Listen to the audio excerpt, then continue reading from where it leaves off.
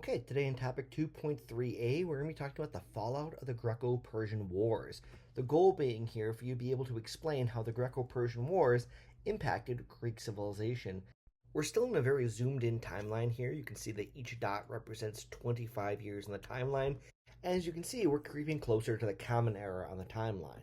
So the Greco-Persian Wars were really only a 50-year period right back here, and then there's about a 20-year gap between the Greco-Persian Wars and the next event we're going to talk about, the Peloponnesian Wars. And all this takes place during the roughly 200-year period that we call the Classical period of Greece. So in relationship to other things we've been talking about in this class, the classical period of the Greeks also takes place during the same time as the Zhou dynasty over in China and really the Warring States period. So all these things kind of overlap, even though the Greeks and the Chinese would have really no idea of each other at this time. First key question to address today, what were the short-term impacts of the Greco-Persian Wars on Greek city-states? So by short-term, I mean the immediate impacts within the first about 20 or so years. So before the Greco-Persian Wars even ended, Athens formed with other city-states something known as the Delian League. And this was really an alliance of city-states that came together to defend against future Persian threats, even before the immediate Persian threat wasn't completely dealt with yet. You can think of it like a NATO for today, right? This alliance of different countries coming together for common mutual defense. The idea here was that each city-state would be independent, but they would contribute money and supplies to a common fund on the island of Delos, which is out here in the Aegean Sea. Those resources would then be used for the defense of all Greek city-states against a Persian threat. And true to the Athenian idea of democracy, each city-state got one vote when they were deciding on how to use those resources. At least, that was the original idea. Now, not all Greek city-states trusted this system, this alliance at first, and so Sparta and its allies decided they were going to form their own alliance, and they were going to call it the Peloponnesian League. But Athens, having the most powerful military in the Delian League alliance, decided that they had the right to use those funds any way that they wished. So you can see here on this map, the green areas are areas that sided with Sparta in the Peloponnesian League. The purple ones are the areas that sided with Athens in the Delian League, and the yellow ones are just the ones that are trying to stay out of it. Now, of course, this seems to make sense, right? The green ones are the ones that seem to be placed mostly on large areas of land, and Sparta being a land-based military, that makes sense. You notice the Athenians really dominated in the areas close to the sea, and that again makes sense considering they're a navy-based power. So in the immediate aftermath of the Greco-Persian Wars, Athens entered what we call its golden age. So its leader Pericles decided they were going to take the money from the Delian League and they were going to use it to rebuild Athens, which really upset their allies. Now Athens' justification for this was that, well, their city was the one that was burned down and they needed to rebuild after the war. Right, this seems very logical at first. So Athens says we're going to take some of this money from the Delian League that everyone contributed, and we're going to rebuild our navy in order to better defend the alliance, but we're also going to build stronger walls around our city and extend those walls to a port city down by the sea so that we can be constantly resupplied in case we're attacked again by the Persians. But they went a step further and then continued to use these funds to build temples and monuments to glorify the city of Athens. And since they're no longer at immediate war with the Persians and they're in about a 20-year period of peace, focus shifts in Athens away from the military toward developing philosophy and writing and theater, and all these things begin to flourish. We call this their golden age because this is when they build their monumental structures, their best art, and really they're at their peak of civilization. When people think of classical Athens or classical Greece, this is generally what they're thinking about, this period in Greek history. We're going to talk more about their philosophers in a little bit because we're not done with the impact the Greco-Persian Wars had on the school of philosophy. Shifting focus to the other big city from the Greco-Persian Wars, the Spartans, well, they decided to stay on their path, right? The Persians aren't a threat anymore, but remember, their helots, their slaves, are still kind of a threat back home, and so they continue to focus on military discipline and training of their children. Okay, so what's the long-term impact of the Greco-Persian Wars? Let's take a look. So, as you could have guessed, this distrust between Athens and their allies in the Delian League and the Spartans and their allies in the Peloponnesian League eventually boils over into a new series of wars that we call the Peloponnesian Wars, which starts about 20 years after the Greco-Persian Wars ends. Now, unlike the Greco-Persian Wars, which is Greek city-states uniting to fight the foreign enemy, the Persians here, the Peloponnesian Wars becomes a war of Greek city-states against Greek city-states, the Peloponnesian League against the Delian League. Now, the Peloponnesian Wars really kicks off around the year 431 BCE, so that's about 2,500 years ago. And it starts because Corinth is really a dominant sea power about this time, right? Athens has a giant navy, but Corinth down here also has a pretty powerful navy, and they're controlling some pretty important trade routes. The Athenians kind of cut into this. Corinth asks their allies Sparta for help, and this kind of triggers the war. Again, this is all a very oversimplification of this, but it's a freshman level, entry level survey class. So now, in the first phase of this war, the Spartans march their army all the way to the city of Athens, and they want to fight the Athenian army man to man, right? Who is tougher? But remember, the Athenians are more naval-based at this time, not land-based. Yeah, they send land-based soldiers, but why go and fight the Spartans out here when the Athenians have these nice new walls protecting their city that the Spartans can't get through? And now you'd be thinking, well, the Spartans could just surround the city of Athens and prevent any of their food from getting in. After all, the Spartans were running around the countryside, burning up all the farmland, so there could be no food entering Athens.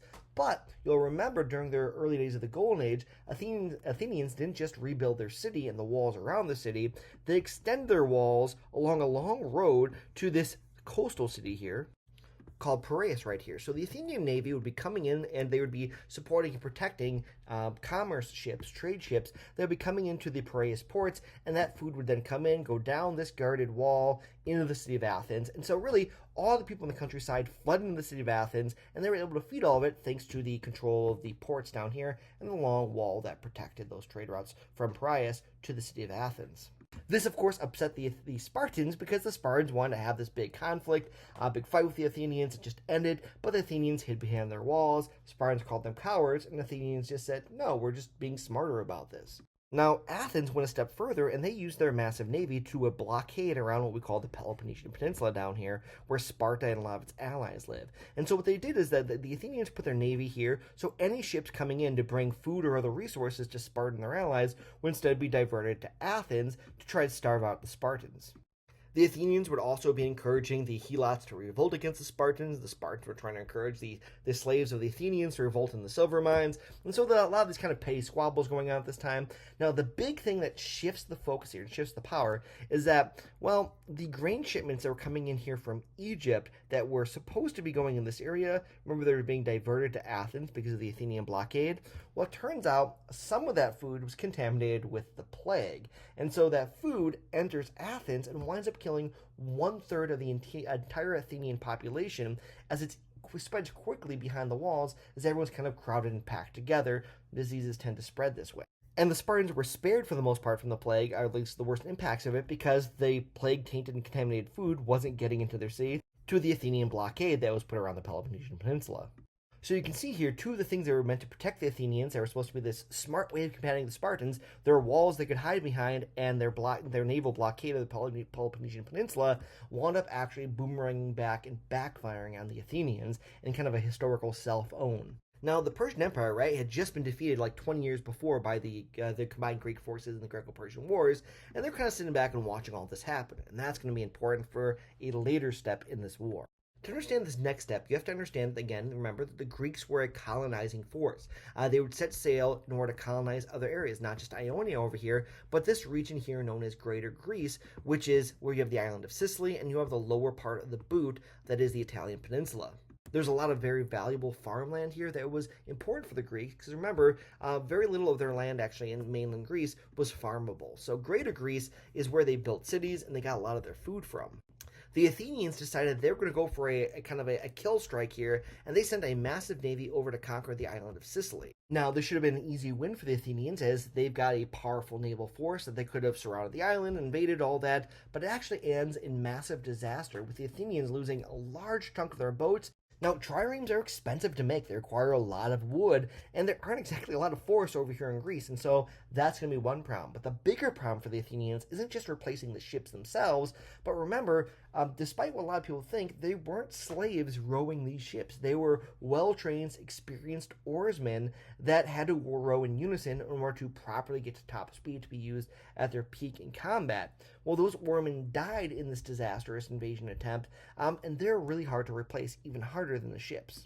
So, essentially what winds up happening is the Spartans then team up with the Persians, and the Persians give the Spartans the money they need and the resources they need in order to build a navy for themselves to take on Athens. That's right, the Spartans and the Persians now team up with each other, and this is how we get to the end of the Peloponnesian War. The new Spartan navy defeats the Athenian navy. They then take over the city of Athens. They defeat them in battle. They replace their democracy with an oligarchy. And then they tear down the walls of Athens so that Athens can't resist Sparta anymore. Now, all this takes place in about a 30-year period. If you combine it with the events of the Greco-Persian Wars, right, from the start of the Greco-Persian Wars with the Ionian Revolt in 499 BCE, to the Spartans tearing down the Athenian walls in 404 BCE, these two series of wars that rack the Peloponnesian Peninsula and the Greek world really only take place over a span of 95 years. That's not a lot of time. And because there's so many of these wars going on, it's going to have some pretty dire consequences for Greek culture and Greek city-states. Let's talk about the consequences of the Peloponnesian Wars. First big consequence is Athens is drastically weakened and has very few defenses left. This is important to the Spartans because they don't want the Athenians rising up and fighting back.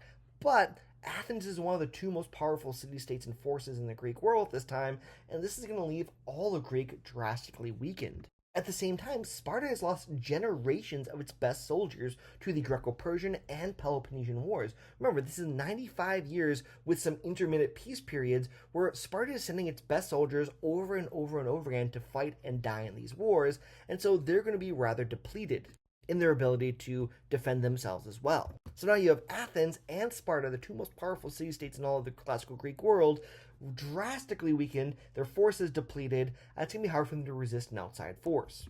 But remember, it's not just Sparta and Athens because they created these alliances, the Peloponnesian League and the Delian League, and so they've drained resources not just from themselves, but from pretty much all the other city-states in Greece in these constant conflicts.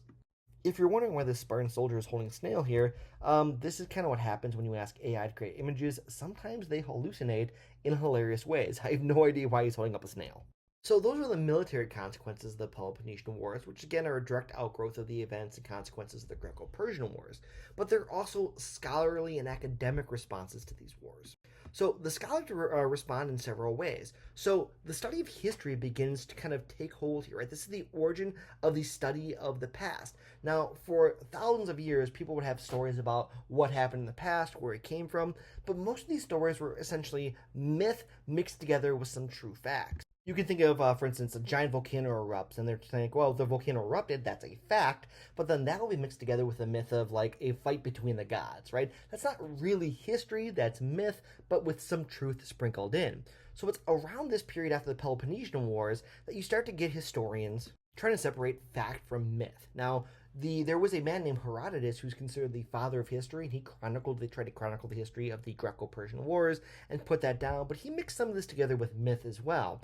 After the Peloponnesian Wars, someone else named Thucydides decided to build on these ideas, and he decided that history needed to focus on fact and get all the myth out of it. So his focus was, if we talk about what actually happened, just the facts, maybe we can find patterns to understand human nature and political patterns themselves, because he said, sometimes history repeats itself, or if it doesn't repeat, it does rhyme from time to time. And if we can recognize these patterns, these rhymes, then maybe we can, prevent these things from happening again in the future. So there you have it, Thucydides, the very first history teacher.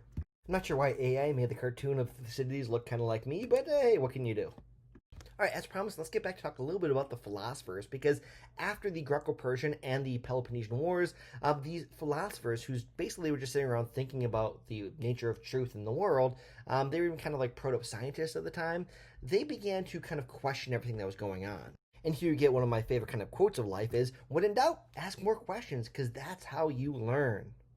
The first of these philosophers we're going to talk about is a man named Socrates who lived in the city of Athens during and after the Peloponnesian Wars. He is considered one of the most important and powerful philosophers of history. He questioned tradition and said we couldn't just do things because we had always done it that way. He encouraged strong debate and said we should use reason and logic to find the truth instead of just resting on tradition. And as a result, he was executed by the powerful people in the city of Athens for corrupting the minds of his students. One of the students was a man named Plato. Now, Plato was living in Athens. He was a little younger than Socrates, but he was still old enough to remember the end of the Peloponnesian Wars, and experience the consequences of it. Now, Plato believed that democracy had failed as a way of governing people. He said the people are just not smart enough to be able to make good decisions and vote for them. Instead, he advocated for something that today we refer to as philosopher kings. That is, kings, a single person who rules over everyone, but they make their decisions based on logic and reason the same way philosophers did. In his most famous writings, called The Republic, he explores this idea of why people aren't educated enough in order to govern themselves. Now, in the story, he said, imagine people chained in a cave since birth, unable to turn their heads. Behind the prisoners is a fire that is causing them to see shadows of everything that walks behind them. They see people carrying objects like pots and plants and trees and all kinds of things. Now, because the prisoners are unable to turn their heads, to them the shadows are reality. They think that is what is real, just the shadows. In this story, he says, imagine one of these prisoners manages to break free. At first, he walks out of the cave, and the light from the sun is so bright that it blinds him. Looking back, he soon realizes that the shadows are not the real thing, but they're being cast by the fire and another object that is the real thing, and thus the shadows are just illusions.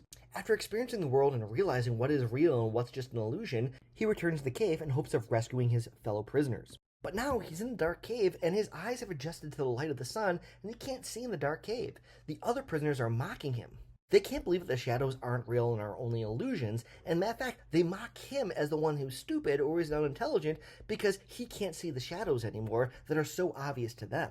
They argue with him, they yell at him, they get angry because he's trying to convince them that the shadows aren't real, and some even threaten to kill him. So in the story, the cave is supposed to represent the world of ignorance. These shadows are false ideas that seem to be true when you don't have any other knowledge. The fire is this limited truth, so it's a partial understanding of the world, but not a whole complete picture. Escaping from the cave is gaining education from the sun, which is seen as the pure form of truth.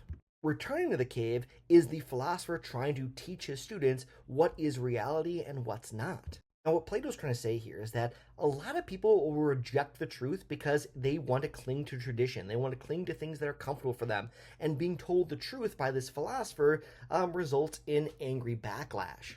This is why Plato says, look, the common people are the people in the cave. They're just not smart enough. They don't see the truth, so they can't rule themselves through democracy. Instead, we need to be ruled by that philosopher king, the person who broke free, who has learned from the light of the sun and has come back to teach everyone else. This is what Plato says would form the perfect form of government. They would create the ideal form of justice for everyone because he can see the truth when others are just staring at shadows.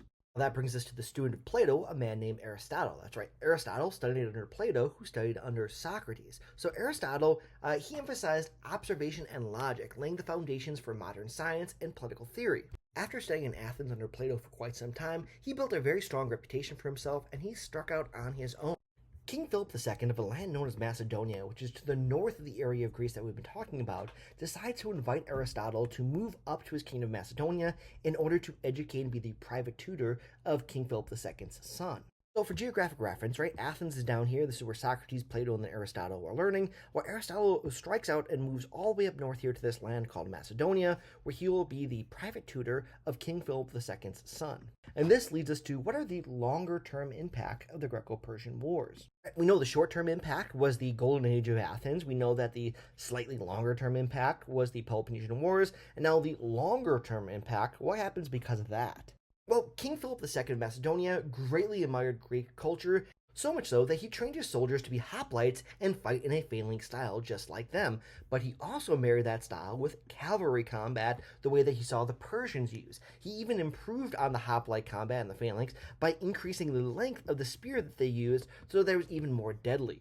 And as mentioned earlier, he hired Aristotle to educate his son, Alexander. Now, Philip II had a very strong army, and he looked down at this southern area of Greece that was below him, and he saw that Athens and Sparta were greatly weakened by the Peloponnesian Wars and the Greco-Persian Wars, and so he decided to take advantage of it, and he led his army down into Greece, conquering all of it and uniting them now finally under a single empire with his leadership. That's right, Philip II of Macedonia becomes the emperor who controls not just Macedonia, but all the Greek city-states finally united under a single government. And while he was a great admirer of Greece and was very happy that he finally united all the Greek city-states under his rule, his real dream wasn't just the conquest and control and unification of all of Greece, but was to take those unified armies and then march east into Persia, take the fight to the Persians, and conquer their empire. Now, sadly, Philip II dies before he's even able to attempt this. Now, Philip dies under some kind of suspicious circumstances when his son Alexander is 20 years old. Alexander takes the throne of Macedonia and decides to finish what his father started. Alright, that's the end. As usual, rewrite today's goal, put those 3 important facts down, and write one question you still have about today's lesson to show that intellectual curiosity.